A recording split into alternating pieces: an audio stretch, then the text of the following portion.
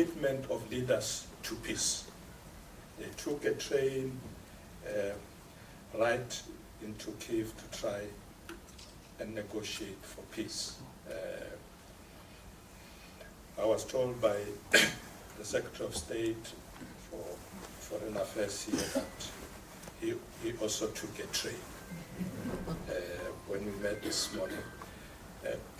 But we really sincerely call all the leaders, let's commit to peace so that citizens can get an opportunity to better their life, concentrate on important things, to grow their economies, and be able to look after their families.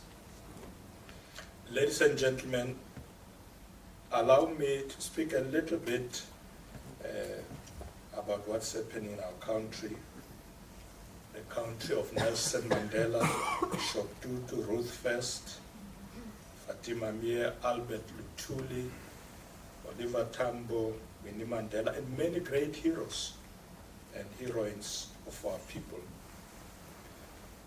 Now, what happened in this land of Nelson Mandela this year is that our voters who casted their votes, they did so in a manner that did not give any particular party a majority.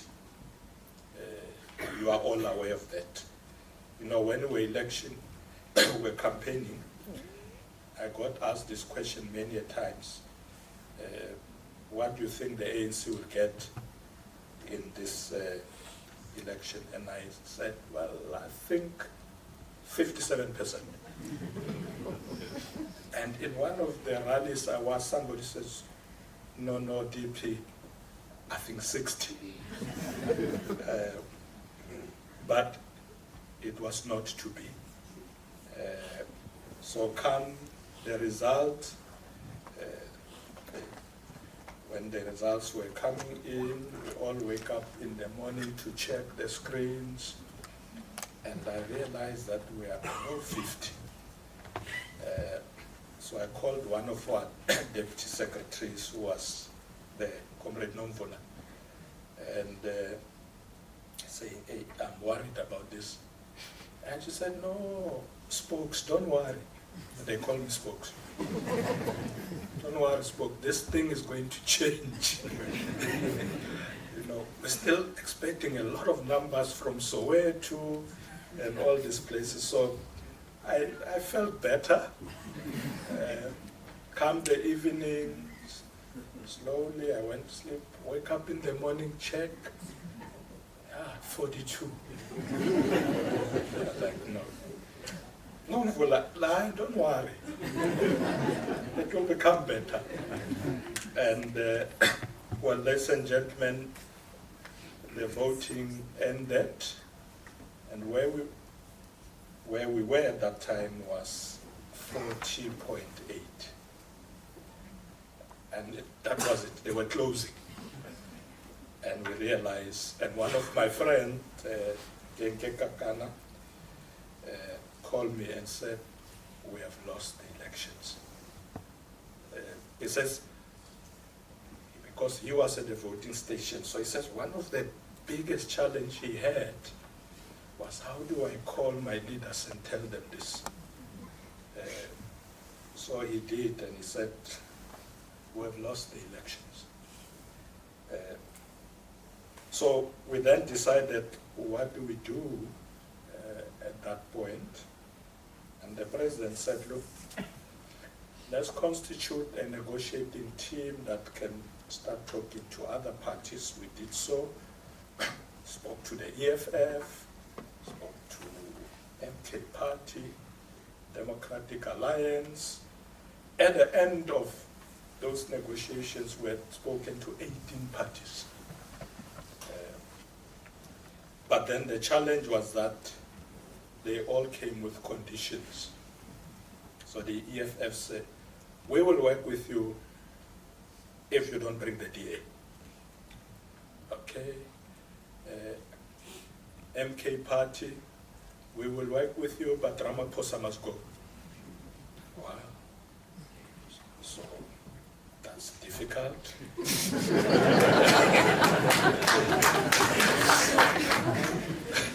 How do we let our president go just like that? So they were not in. In fact, many people don't even know that we met them 4 times and we didn't win. The EFF, 4 times, no, we're not coming in. We don't want to work with neoliberals. So the president said, okay, let's continue to talk to others. Now the team was saying, the guys who have 1 seat, the president said, yeah, talk to them. And you won't believe today, the government of national unity is constituted amongst others by people who have 2 seats, 1 seat. Now the biggest challenge, of course, was, okay, how do we share seats in cabinet? So the president said, well, because these guys are committed to work with us, even if they have 1 seat, I'll appoint them as ministers. Very nice. In fact, one of the leaders, Gayton Mackenzie, I was with him during Heritage Day in the Free State, and he said, you know, people are saying Gayton Mackenzie is happy. He said, yes, I'm happy. You know, the president appointed me, and they have, I think Gayton has about 3 seats or 6 or so. But we decided, the president said, look, this is how people voted. They want us to work together. So that was the birth of the government of national unity. We are now more than 100 days in office, or close to that. And you won't believe we have not been fighting. In fact, many people said this thing is not going to last. Can you imagine the DA, the ANC from that side? How do these people work together? But the president did something very clever. He said, let's agree on principles, firstly. And he coined something called statement of intent. And the president was drafting this himself. He kept this and he said, this is a statement of intent. So I said, what do you want to do? He says, everybody must commit to this. Then we said, guys, anybody who comes here, respect for the Constitution of South Africa, the rule of law, or independent judiciary. And we said, we have to agree on a number of these issues, advancing inclusive growth, economic growth, so that we can create jobs for our people, end poverty, deal with high cost of living, and so on. So we agreed on all those issues that we thought they are important. And the president said, everybody who agrees with our statement of intent must sign. And I can tell you as we speak, 10 parties signed. So it is 10 parties that constitute the government of national unity today. So our strategy as we are traveling now, we're doing it as a government of national unity. But when you meet us in these round tables here, you won't know who's ANC, who's DA. We all sing the same tune because of that agreement. The president said, guys, you come from different parties, but there's one commander-in-chief. You all account to me as a president, and here's your Bible. Go do whatever, but we keep to this.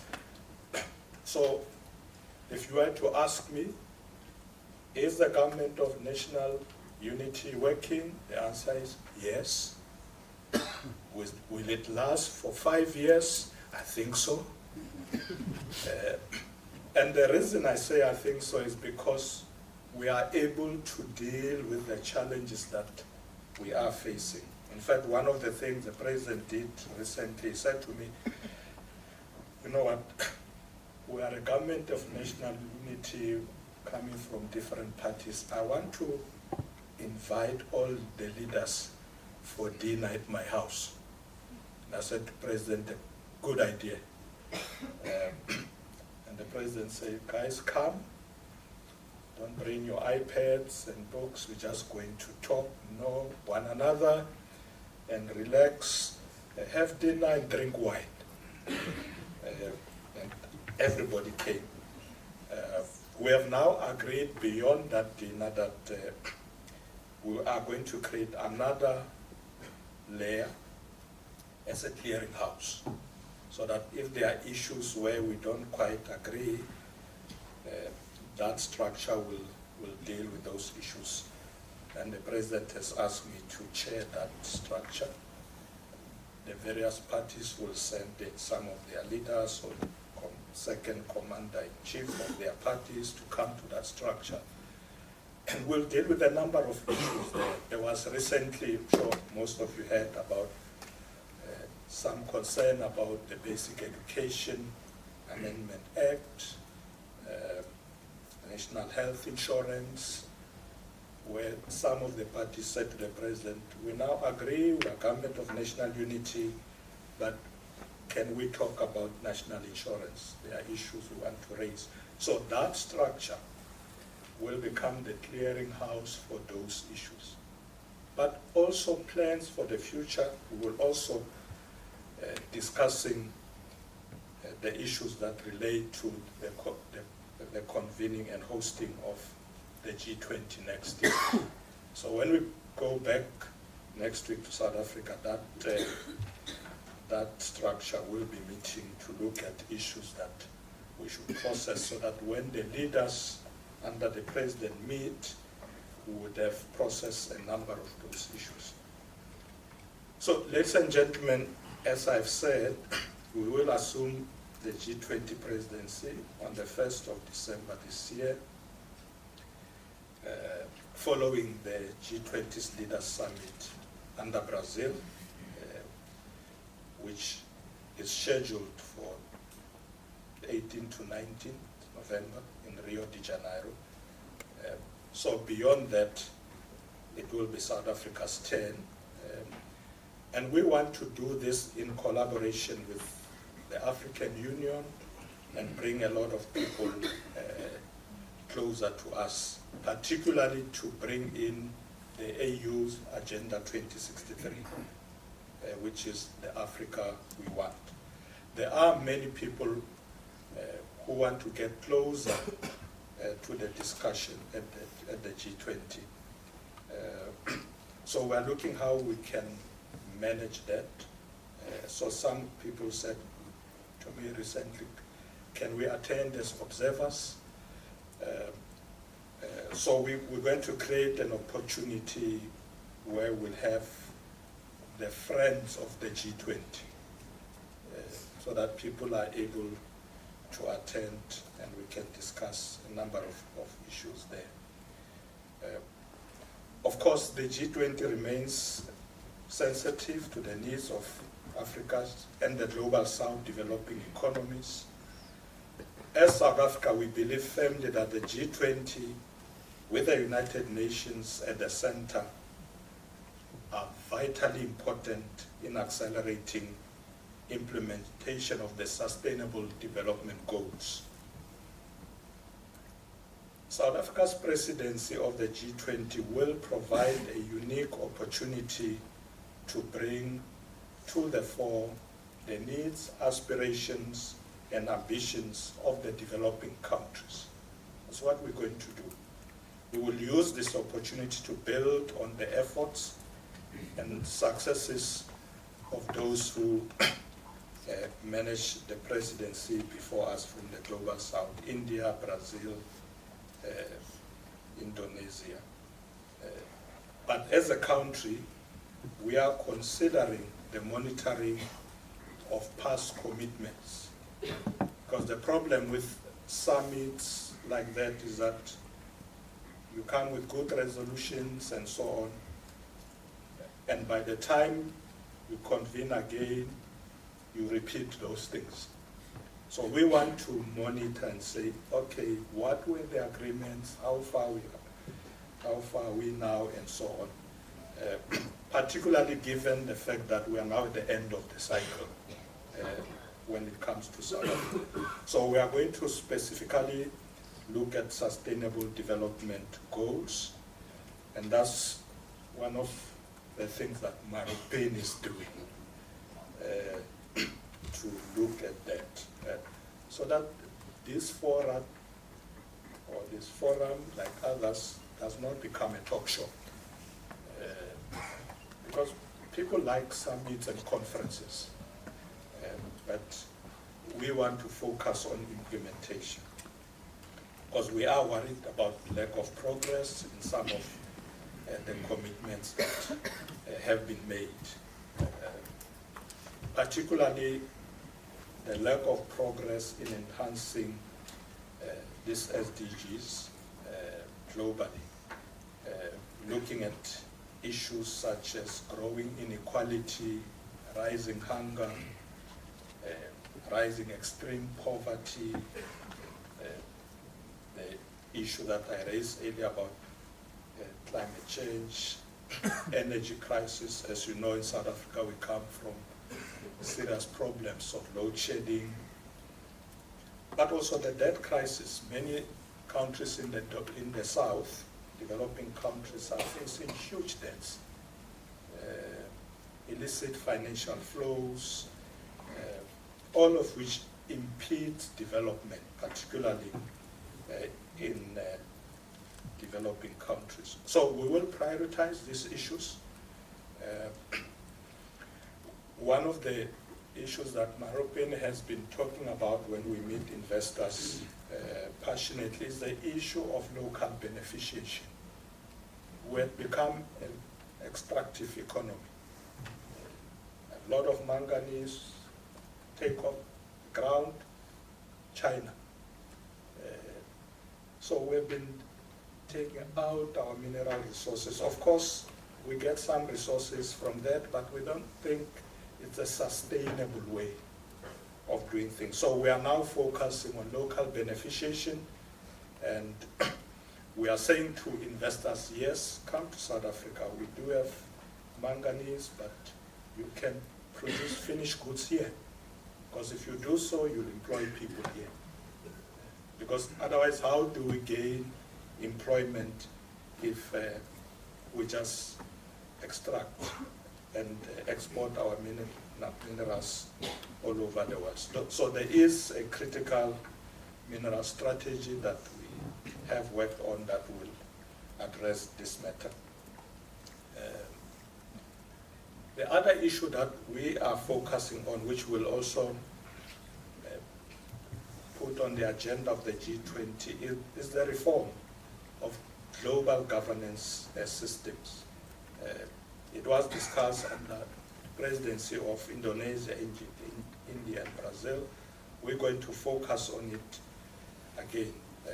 We want to ensure that we look at the financial architecture and reform of an institution like the International Monetary Fund, the World Bank, and multilateral development banks. We are already discussing those issues, and we think it will be important that at the G20, these issues must not be lost. The theme for the G20 next year will be solidarity, equality, and sustainable development. That's what we're going to focus on. It is worth noting that while South Africa continues to prepare for its G20 presidency, we have been engaging broadly with other G20 members, including the United Kingdom, as I said earlier.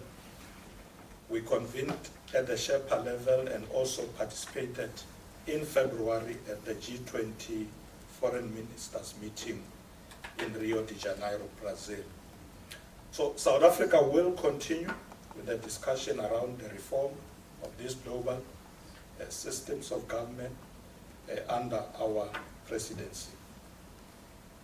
The reforms of the global governance institutions, we believe, is very important, and therefore we're going to make it an important matter.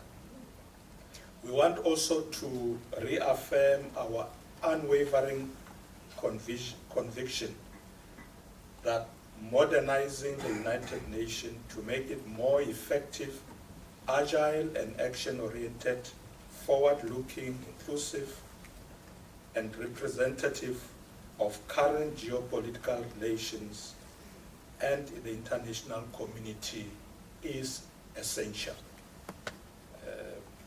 South Africa has always been vocal about the need to reform these global systems, and we are concerned about lack of progress in these areas. The international financial architecture in particular has not kept pace with changing global landscapes. We urgently need bold and ambitious reforms to create stable, sustainable, and inclusive international financial architecture, which will broaden and strengthen the voice and participation of the developing economies, ensure international economic decision-making, norm setting, and global economic governance in particular.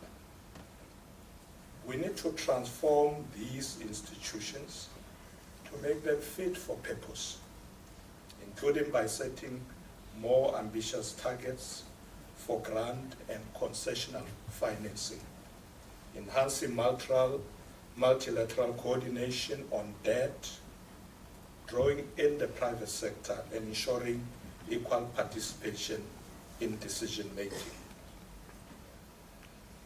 Ladies and gentlemen, as I move towards closure,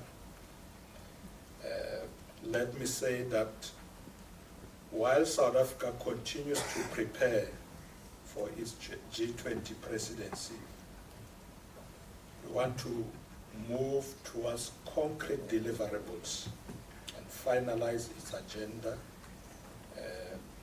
Some of the things that I shared with you, bring them on board quickly.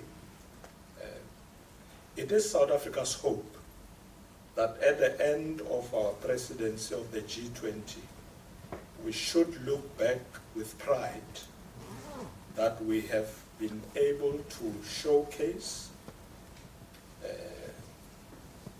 the amplified voice, perspective, and leadership of the developing world in tackling some of these pressing global challenges. South Africa's hope is that its presidency of the G20 will contribute to making the world more equitable, more resilient, and more sustainable. Serious challenges we are facing in the world, serious challenges we are facing as the government of national unity. But I want to echo the words of our former President Nelson Mandela when he said, "It always seems impossible until it is done." So you as future leaders, we look forward to hearing from you your thoughts on how you think we should move forward, how South Africa could further leverage its presidency of G20 to deal with these challenges, these serious issues. But I have no doubt that with the kind of energy that the government of national unity has, we will succeed. And I must say that wherever we traveled, Maropene was in the US with the president. I've been here in the UK, went to Ireland on Friday. And everywhere we go, people are very warm to us. And we think that come 2025, we will be growing South Africa at more than 2% of GDP. We will push that over the next 3 years to 3.5% of GDP, and by that time we will be able to create additional 1 million new employment. That's our plan. It always seems impossible until it is done.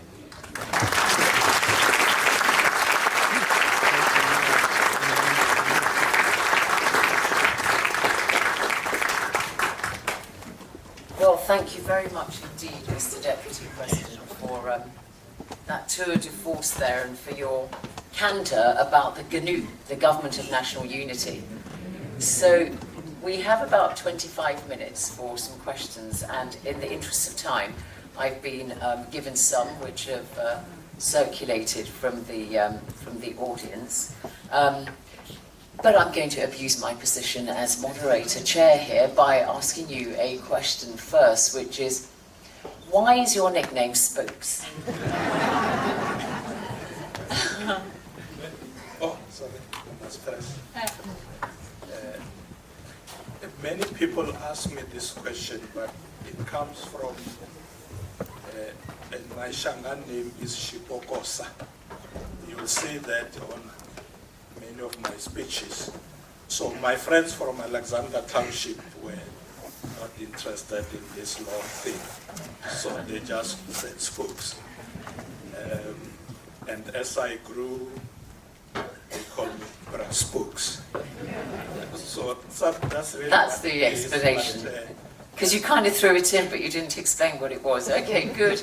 We've had that. Well, some people were asking me, what does it mean? And, I once asked my mother, and says to me, you know the trees that grow on the cliffs, long roads that go to look for water underground, that's what they are called, the root that never bends.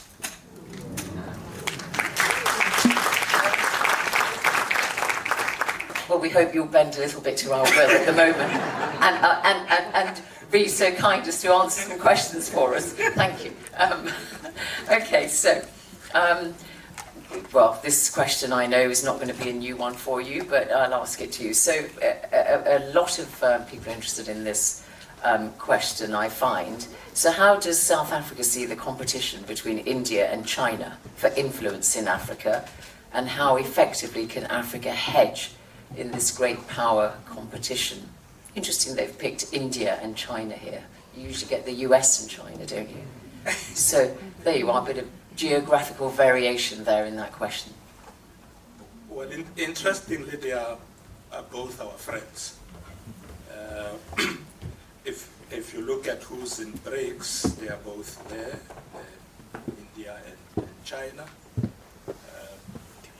Well, the Chinese strategy, as I said, is to really have a lot of influence in the African continent. So they are not just in South Africa. In fact, if you go to a lot of parts of Africa, you find Chinese companies there. The Indians, on the other hand, have not been that aggressive with their strategy in the continent. But we have taken a view that, well, let's engage both trade, diplomacy, and so on. So I must say we work very well with them. But as you know, in South Africa, we always insist when companies come from other countries, we do insist that we want empowerment. We don't impose it unnecessarily, but we've got laws that says you need to be able to empower the locals, work with those who have expertise in what you're coming to do, so that we don't get